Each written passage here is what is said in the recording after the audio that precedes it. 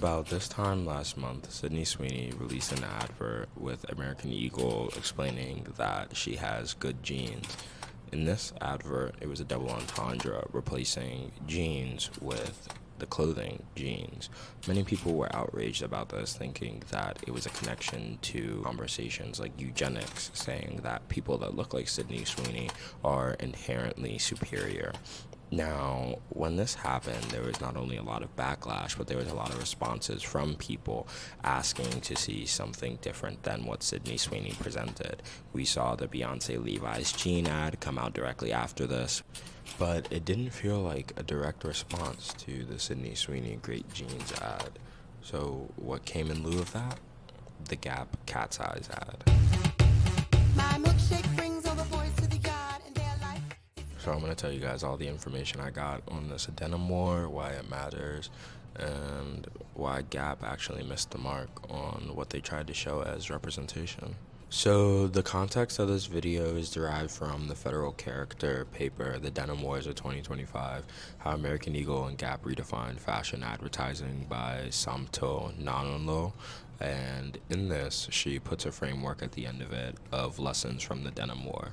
The first lesson is that authenticity thrives, that Gap's campaign resonated because it aligns with their brand's history. In 1998, 1999, 2001, 2002, 2003, and 2004 were all years that Gap would use dancing in their advertisements with popular artists to be able to make their brands seem not only marketable, but as well connecting to the generations at the time, being millennials and younger Gen Z. So just a correction on that, they were marketing to other generations, but why do I say specifically millennials and Gen Z is because I think that that's something that we can see that this new Cat's Eye ad was marketed as. So their relaunching of their long and lean jeans, which released in 2001 and were available until 2010, is another example of them aligning back to their brand history. They're doing something that works, now they're putting something back in that's almost been gone for almost 2 decades. Gap soft launched their long and lean jeans in the fall of 2024. There was a high volume of sales, and it ignited their want to go forward with this project. So we can definitely see them putting together the understandings that they want to be able to release this long and lean jeans a year before even the American Eagle ad comes out.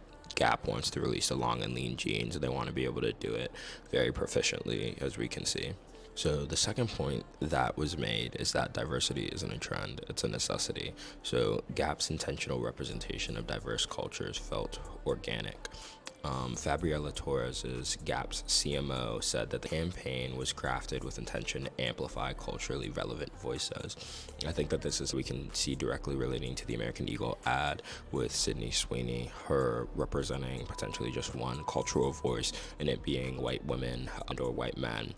Whereas the Cat's Eye ad takes the perspective of having multiple cultural voices, having men and women in the video as well. So we can see that difference made by Fabiola Torres, the Gap CMO, and I think that we can definitely make that as a connection to the denim war being a thing, but as well make it a connection to how Gap was thinking about to combat against something like American Eagle's ad. Campaign emphasizing individuality, and then the campaign slogan being, your individuality, your self-expression, your style, powerful on your own, even better together.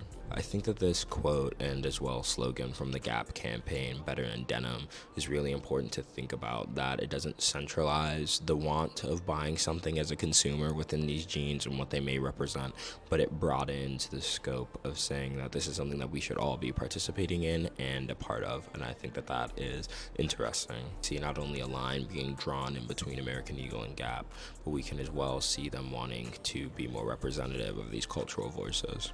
So the third point made by our writer is that timing and cultural context matter.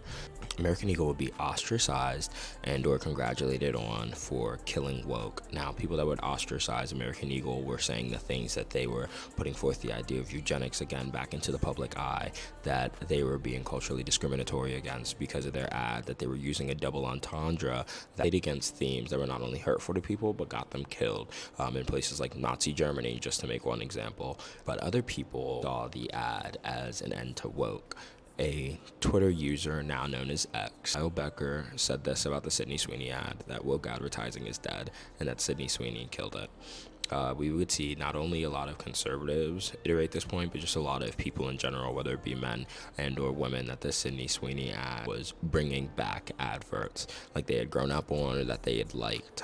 In a promo video for the jean line, Sweeney crosses out the jeans with crossing out the word jean with jeans. This double play on words really harps on the understanding that they are connecting this to something.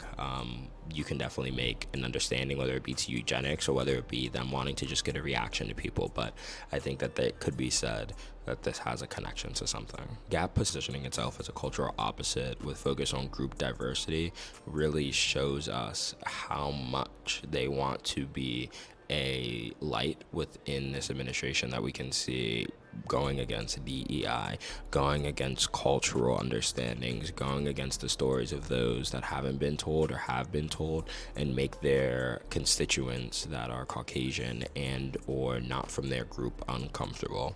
The senior vice president, Noel Rogers, would say that we're positioned to bring this generation gap. I think that this really matters for the cultural context of the matter, because how you can bring something to a generation is by speaking in their language, and that may be what American Eagle is looking to do. The last point made is that this is a polarization versus positivity problem. The Great Jeans ad has a charged term in it, one that people can connect to pain, suffering, and deaths of those that they love, those like themselves, or those outside of themselves. Although within the American Eagle ad, all the proceeds are going towards domestic violence awareness.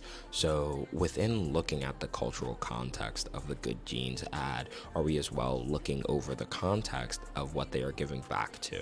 I think that this is something that should definitely be thought about. This is something that's without a doubt important to the conversation, but I haven't heard spoken about a lot. So I put it on to you guys to think about. Does American Eagle get what they want done within catching people's attention to make sales, and then having the proceeds go towards something progressive like domestic violence awareness? Social media engagement with Gap soared past American Eagle, not only from the positive response, but as well as the videos of people recreating the cat's eyes dance in the Gap video. That type of marketability and virality that Gap was able to tap into was something that we haven't really seen before as it relates to ads in this day and age, especially in the 2020s. So a founder and strategist of a talent agency called The Social Inc. had this to say about the whole denim war. In an uncertain economy, authenticity and simplicity feel comforting, and cleverly recognized Gap taps into that. And that's just really wraps the bow up in a tie for us. And the reason I say that is that Gap really does understand what they're doing. They knew what they wanted to do, I think, since 2024. I don't think that they knew that they had a direct opposition, but I think that they knew which crowd they wanted to go for, and that was millennials and Gen Z. Now, I think that we should be thinking of other generations when thinking of inclusion, but when thinking of people that have been in the world as new adults, it's been millennials, and people that are coming into the world that are adults are Gen Z. These are still people that can make new opinions and still change their minds about brands that they grew up with, opposed to people that have already been paying for things like Gen X and or boomers and or anyone else. Why this all matters is even though Gap does show us different representation, there's no plus size representation.